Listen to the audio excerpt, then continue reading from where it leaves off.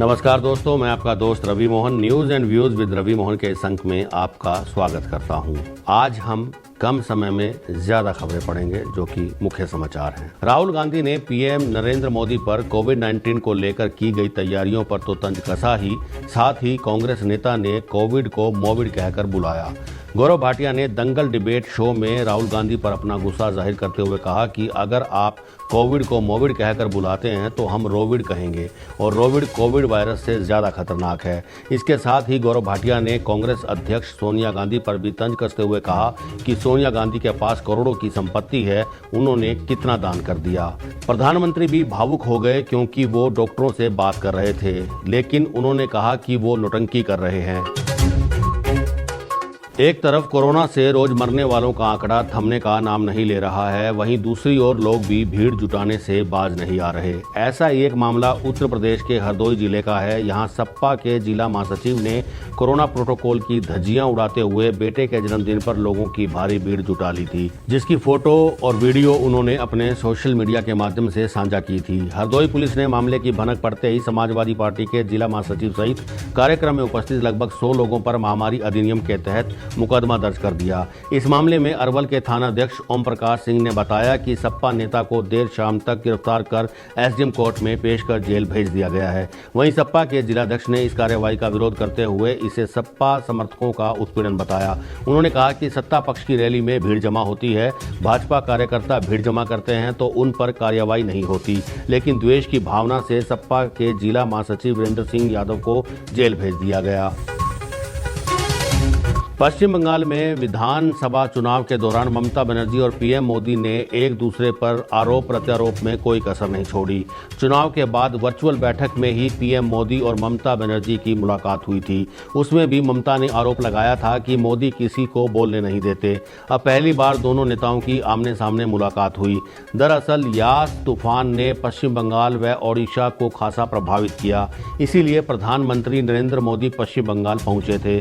कराईकुंडा airbase से उड़ान भरने से पहले मोदी और ममता की मुलाकात हुई।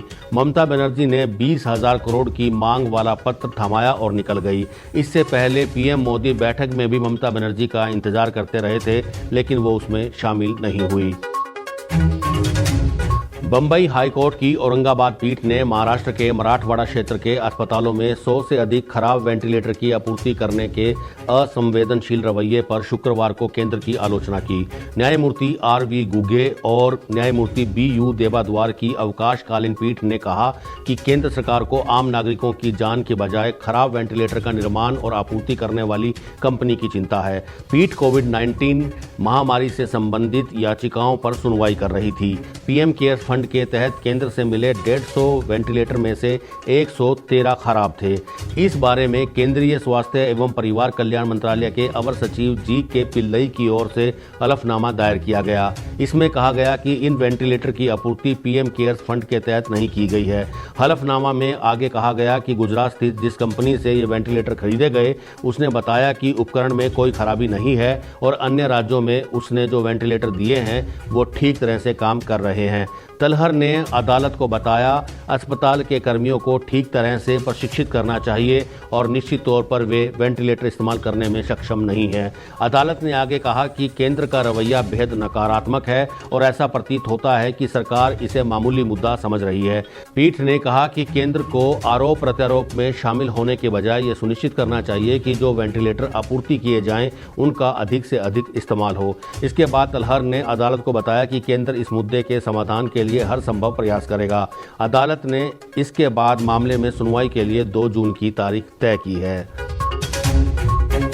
नारदा स्टिंग टेप केस में कलकत्ता हाईकोर्ट ने पश्चिम बंगाल की मुख्यमंत्री ममता बनर्जी नेतृत्व वाली तृणमूल कांग्रेस के 4 नेताओं को अंतरिम जमानत दी है। इनमें सूबे के 2 मंत्रियों सुब्रत मुखर्जी और फरहाद हाकिम, पार्टी विधायक मदन मित्रा और शहर के पूर्व महापौर सोवन चटर्जी हैं, जिन्हें सीबीआई ने गिरफ्तार किया था। हालांकि बेल देते हुए अदालत ने कई शर्तें भी लगाई। कोर्ट की 5 जजों वाली बेंच ने इन चारों आरोपी नेताओं को 2-2 लाख रुपए के निजी मुचलकों पर छोड़ दिया है। फिलहाल ये सभी नजरबंद थे। अब चारों टीएमसी नेताओं को बेल दे दी गई है। बता दें कि कलकत्ता हाईकोर्ट के 2017 के आदेश पर नारद स्टिंग टेप मामले की जांच कर रही सीबीआई ने चारों नेताओं को 17 मई की सुबह को गिरफ्तार किया था। बॉलीवुड एक्टर रणदीप हुड्डा की मुश्किलें थमने का नाम नहीं ले रही हैं। उनका एक वीडियो सोशल मीडिया पर वायरल हो रहा है। वीडियो में रणदीप हुड्डा उत्तर प्रदेश की पूर्व मुख्यमंत्री और बीएसपी सुप्रीमो मायावती पर एक टिप्पणी करते हैं। इस टिप्पणी को गंभीरता से लेते हुए संयुक्त राष्ट्र ने उन्हें जंगली जानवरों की प्रवासी प्रजातियों के संरक्षण के एम्बेसडर पद से हटा दिया है।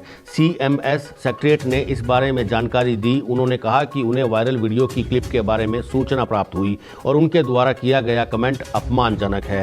ये UN और CMS के मूल्यों को प्रदर्शित नहीं करता है। फरवरी 2020 में CMS एम्बेसडर नियुक्त करते समय संस्थान रणदीप हुड्डा के द्वारा 2012 में की गई इस टिप्पणी से वाकिफ नहीं था। योग गुरु बाबा रामदेव और पतंजलि आयुर्वेद इन दिनों कई मामलों को लेकर चर्चा में है। इसी बीच छत्तीसगढ़ के CM भूपेश बघेल ने दावा किया है कि पतंजलि गुरुकुल स्कूल में उनके राज्य के 4 छात्रों को बंधक बना लिया गया था। उन्होंने कहा कि शिकायत मिलने के बाद उन बच्चों को छुड़वा लिया गया है। बघेल ने एक ट्वीट में कहा, पतंजलि गुरुकुल स्कूल में छत्तीसगढ़ के 4 छात्रों को बंधक बनाए जाने की शिकायत मुझ तक पहुंची थी। गरियाबंद कलेक्टर और SP की पहल पर बंधक बनाए गए छात्रों को छोड़ दिया गया है। मैं बच्चों के उज्जवल भविष्य की कामना करता हूं। रिपोर्ट्स के मुताबिक हरिद्वार स्थित पतंजलि गुरुकुल में गरियाबंद छत्तीसगढ़ के 4 बच्चे पढ़ते थे। परिजनों का आरोप है कि गुरुकुल बच्चों को छोड़ने के एवज में 2 लाख रुपए की मांग कर रहा था। पेरेंट्स का कहना है कि स्कूल की सारी फीस उन्होंने जमा कर दी थी, बावजूद इसके बच्चों को छोड़ा नहीं जा रहा था। प्रशासन के दखल के बाद बच्चे सकुशल अपने पेरेंट्स के पास पहुंच गए हैं। इस मामले में पतंजलि की तरफ से अब तक कोई बयान नहीं आया है। बता दें कि इस समय रामदेव एलोपैथी पर दिए गए बयान की वजह से भी विवादों में हैं। दरअसल एक वीडियो वायरल हुआ जिसमें वो कह रहे थे कि एलोपैथी की वजह से बहुत सारे लोगों की जान चली गई। बयान पर बवाल शुरू हुआ तो उन्होंने सफाई भी दी। इसके बावजूद विवाद थमने का नाम नहीं ले रहा है। रामदेव की कोरोनिल पर भी सवाल उठ रहे हैं। तमाम कोशिशों के बाद अब तक ये नहीं पता चल पाया है कि नेताओं और सोनू सूद सरीखे सितारे रेमडेसिविर जैसी दवाएं कहां से हासिल करके बांटते हैं। सोनू का कहना है कि हम तो माध्यम भर हैं, जबकि दवा बनाने वाली कंपनियों का कहना है कि वे सरकार के अलावा किसी और को दवाई नहीं देते। सरकार ने ये दोनों बातें शुक्रवार को बॉम्बे हाई कोर्ट को बता दी। हाई कोर्ट ने कहा कि दोनों के बयानों में विसंगति है, अतएव जांच में चूक न की जाए। बेंच ने कहा, ऐसा लगता है कि मैन्युफैक्चरर्स ने केंद्र को बताया कि वे सिर्फ सरकार को ही दवाएं देते हैं। उधर ड्रग इंस्पेक्टर के नोटिस पर सोनू सूद फाउंडेशन का कहना है कि उन्होंने मैन्युफैक्चरर से कहा था और उन्होंने दवाएं दे दी। सोनू सूद कह रहे हैं कि उन्होंने जुबिलेंट, सिप्रा, होरेटो कंपनियों से अपील की थी और उन्होंने दवाएं दे दी, लेकिन केंद्र सरकार का कहना है कि कंपनियों ने केवल सरकारी एजेंसियों को ही दवाएं दी हैं। केंद्र की नुमाइंदगी करते हुए एडिशनल सॉलिसिटर जनरल ने कहा कि ऐसा लगता है कि दवा देने का काम मैन्युफैक्चरर्स ने नहीं किया, वरन इस काम में सब कॉन्ट्रैक्टर शामिल हो रहे हैं। इस बाबत सरकार को पूछताछ करनी होगी। कोर्ट ने कहा कि उसकी चिंता है कि नकली दवाएं ना बंटने लगें और ये कि दवा वितरण में असमानता ना हो जाए। भले ही ये लोग जनता की भलाई के लिए काम कर रहे हों, लेकिन नियम कानून तो नहीं तोड़े जा सकते। कोरोना संक्रमण के मामले में आई कमी के बाद अब दिल्ली वालों को पूर्णबंदी में धीरे धीरे राहत दी जाएगी। इसी क्रम में सोमवार 31 मई से दिल्ली में कारखाने व निर्माण संबंधी कार्य शुरू हो सकेंगे। शुक्रवार को दिल्ली आपदा प्रबंधन प्राधिकरण की बैठक में ये फैसला किया गया है। ये व्यवस्था सोमवार सुबह 5 बजे से शुरू हो जाएगी।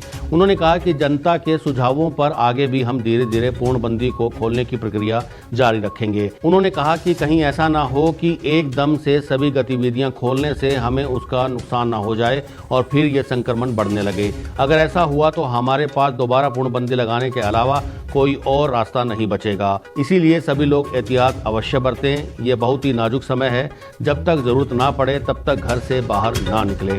तो ये थे आज के मुख्य समाचार। आप सब अपने परिजनों के साथ स्वस्थ रहें, इसी मंगल कामना के साथ मैं आपका दोस्त Ravi Mohan news and views with Ravi Mohan के संग से इजाज़त लेता हूँ। अगले अंक में फिर मुलाकात होगी, तब तक के लिए नमस्कार।